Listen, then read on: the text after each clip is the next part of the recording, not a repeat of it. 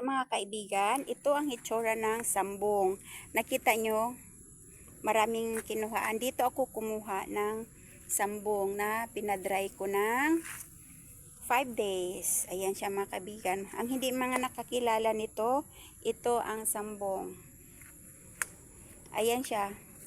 Yan yung mga kinuhaan ko mga kaibigan. Yan yung sambong. Sa mga hindi nakakilala, yan yung sambong. Yan. Sambong yan. Yan oh. Yan. Yan. Halina, kunin na natin yung ating pinadry na sambong. Mga kaibigan, ang aking pinatuyo na sambong. Dito ko siya nilagay oh. Dito sa net dryer. So ngayon, ilalabas ko na siya mga kaibigan para gagawa tayo ng homemade powder na sambong. So, yan. Ito, kinuha ko ito mga kaibigan noong tag-ulan. Kasi, noong tag-ulan, nahugasan na siya. Siyempre, nahugasan na yung mga yabok-yabok dyan. Ayaw ko kasi na basain siya na ipadry dahil malanta siya. Kaya pag kumuha ako nito, siguraduhin kong umulan talaga, malakas na ulan para malinis ang dahon. Tapos, titingnan ko siyempre kung baka mamaya mayroong nagtira dyan ng mga uod or ano. Kaya siguraduhin na malinis talaga. So, ayan mga kaibigan, ang gagawin ko nito ngayon ay gagawin kong powder. Ipakita ko sa inyo kung paano tayo gagawa ng sarili nating powder na sambong. Ayan. Bumili kayo nito mga kaibigan. Kung gusto nyo, bibili kayo ng net. Mura lang naman ito sa online. Parang 200 yata ito. 220, gano'n. So, ayan mga kaibigan. Nahuubos na siya. Mas maganda kasi kung nakanit siya dahil malinis talaga. So, ayan na. Ang gagawin ko nito mga kaibigan, tanggalin ko yung tangkay. Ganyanin ko yan siya. O, alisin ko yan. Yan, alisin ko. Isa-isahin ko yan. Para ang, anuhin ito, ilagay natin ito sa kawali.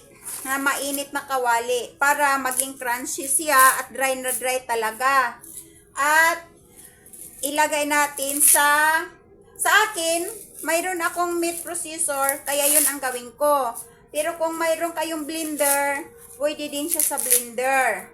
So, ayan, lilinisin muna natin para ating ilagay sa kawali at talagang makrunchy siya dry. Mga kaibigan, ito na yung nilinis natin na sambong na dahon. Tinanggalan ko nito, oh.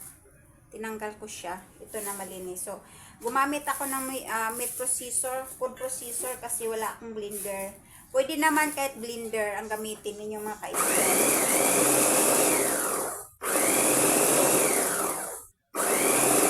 Ayan. Tapos, habang gumagawa ako nito, pinapainit ko na yung kawali.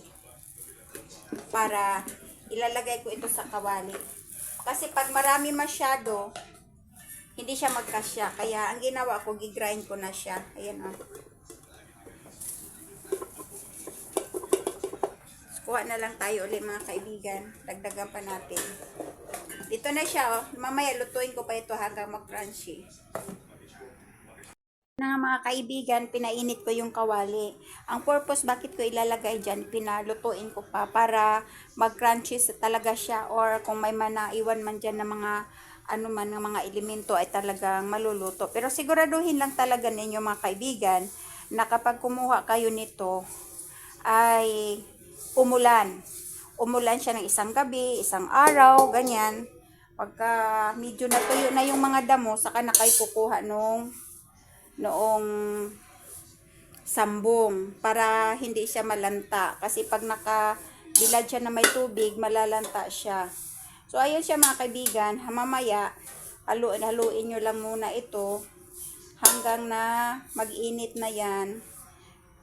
Pwede nyo naman, kung wala kayong mga pang-grind, walang blender, walang food processor, pwede nyo naman siyang, kagaya ng ginawa ko, hinimay-himay ko, tapos hiwa-hiwain nyo, ilagay nyo dito. Ngayon, kapag crunchy na siya, pwede nyo ganyan-ganyanin hanggang mag-powder na yan siya. Aluluin. Pero be sure na hindi kayo mapaso, ha? Yan. Yan lang pagluluto. Haluin ang haluin. At saka, mahina lang yung apoy para hindi siya masunog. Pag nagluto kayo nito, wag din yung masusunog siya. Yung green pa rin siya, pero yung crunchy na siya ba? Kagaya nito, ginaganyan ko. Hindi pa siya crunchy. Wag nyo ring ipaitim. Hindi pwedeng ipaitim nyo dahil sunog na yun. Maganda kasi ito mga kaibigan, kapag ito ang ating gagawin, ay may sarili tayong sambong powder. At yun ang gagawin nating pangtinat natin. At alam talaga natin na ito ay pure na sambong powder dahil tayo ang gumagawa. Pwede nyo naman din gawin ito, halimbawa kung magbilad kayo, kung mayroon kayong electric dryer, pwede.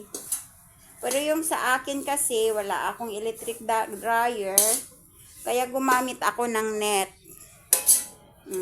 Pag electric dryer kasi mabilis. Pero yung sa atin, ibibilad pa mga 3 to 5 days. Basta madry na yung ating sambong na dahon. So mamaya, pag nag-crunchy na ito mga kaibigan, pag naluluto na ito, ibabalik ko pa ito sa food processor. Para talagang mapapowder. Dahil kung nilagay ko lang siya dito na hindi ko pinadaan sa food processor, marami masyado. Talagang hindi pupuno yan, di magkasya. Ito, yan na oh. Sa dami nung ginawa ko, yan lang. Mamaya, liliit pa talaga yan kung mag-powder na siya. Yan siya mga kaibigan. Kailangan natin talagang gumawa ng paraan kung paano tayo makagawa ng sarili nating gamit. Yan. Medyo crunchy na siya mga kaibigan. Ang purpose talaga din ito nga niluluto para dry na dry talaga siya. Dry na dry, ibig sabihin mapreserve natin siya. Hindi natin maubos kaagad, mapreserve siya. Tapos ang paggamit nito mga kaibigan, pwede ninyong gawing tea. Pwede nyo ring ilagay sa capsule kapag powder na siya mga kaibigan. So ayun na nga. Siya ay crunchy na. Ibig sabihin, dry na siya. Nakita nyo mga kaibigan. So, dry na siya. Okay na siya. Ibalik natin siya ulit sa food processor para ating i-blend. I-blend natin siya ulit mga kaibigan. Kakamayin ko na.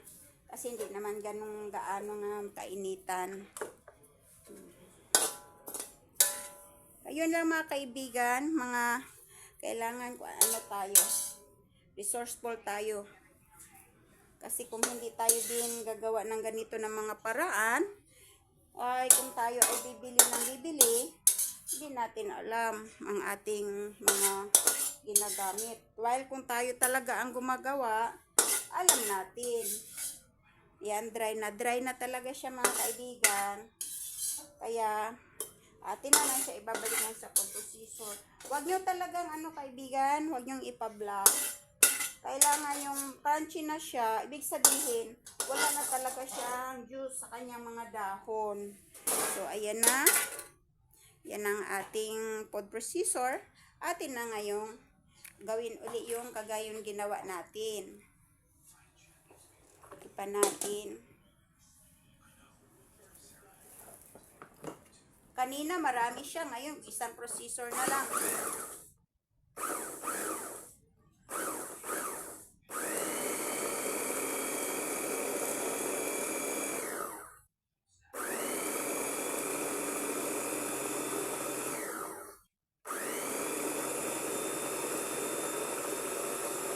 Kung may blender kayo, pwede ninyong gawin sa blender ito mga kaibigan. Pero sa akin kasi wala akong blender, so dito ko ginawa. Tapos processor.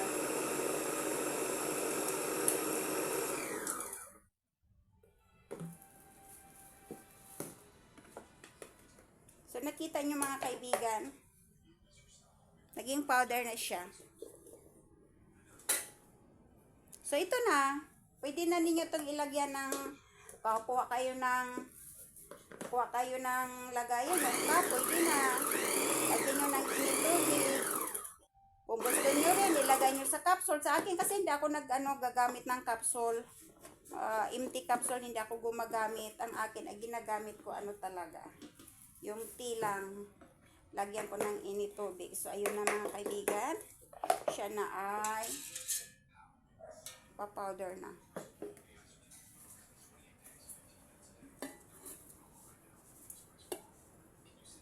So, ayun na yon yung ginamit natin. Tapos, sa akin, dito ko nilalagay, mayroon akong tipat na ganito. Ayan. Lagay ko itong powder dyan, tapos lagyan ko ng init. Pero kung wala naman, pwede naman sa cup na lang diretso. So, ayun mga kaibigan, ang ating kaalaman na sinishare ko sa inyo. Nasa sa inyo, kung gusto nyong gawin ninyo. Huwag niyong kalimutan na suportahan si Nanay Bella sa kanyang vlog, Kaalamang Herbal at iba pa, at pangkalusugan vlog. Ayan. Huwag kalimutan, like and share, comment, subscribe sa Kaalamang Herbal at iba pa ni Nanay Bella. Hanggang sa muli nating pagkikita mga kaibigan. So, ayun na yan mga kaibigan. Tayo magtitimpla na. Pwede ninyong, pag malamig na mga kaibigan, saka nyo ilagay sa jar. Lagay na tayo.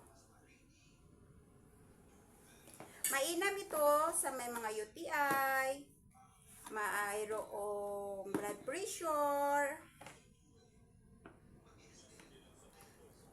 Mainam ito mga kaibigan. Pwedeng diretso nyo dito or pwede nyo ilagay doon sa tipat. Ayan. Kaysa bibili tayo ng capsule, at least mayroon tayong sarili, mas makadami tayo. Ayan mga kaibigan. Ayan.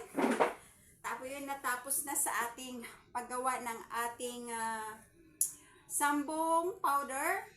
Kung inyong nasundan mga kaibigan. Yan.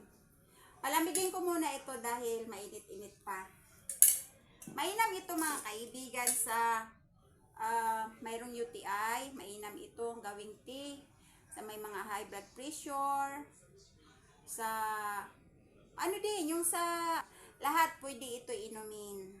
Pero paalala lamang mga kaibigan, itong gawa ko na ito ay para lamang sa ating kaalaman na mayroon pala tayong pwedeng gamitin na mga halaman na tumutubo dyan sa ating garden o sa ating palibot, kung paano natin gamitin yun. So, ayun siya mga kaibigan. Ang lasa niya ay medyo mapait-pait. Ganing kaalaman na sinishare sa inyo ay naway makatulong ito sa inyo. Tayong mga nanay o yung mga maging nanay pa dyan, kailangan natin maging resourceful tayo para maging healthy ang ating pamilya. So, huwag kalimutan, ulit, balikin ko, paki-subscribe sa aking video, Kaalamang Herbal at iba pa ni Nanay Bella. Maraming salamat mga kaibigan. Hanggang sa muli nating pagkikita. Bye-bye!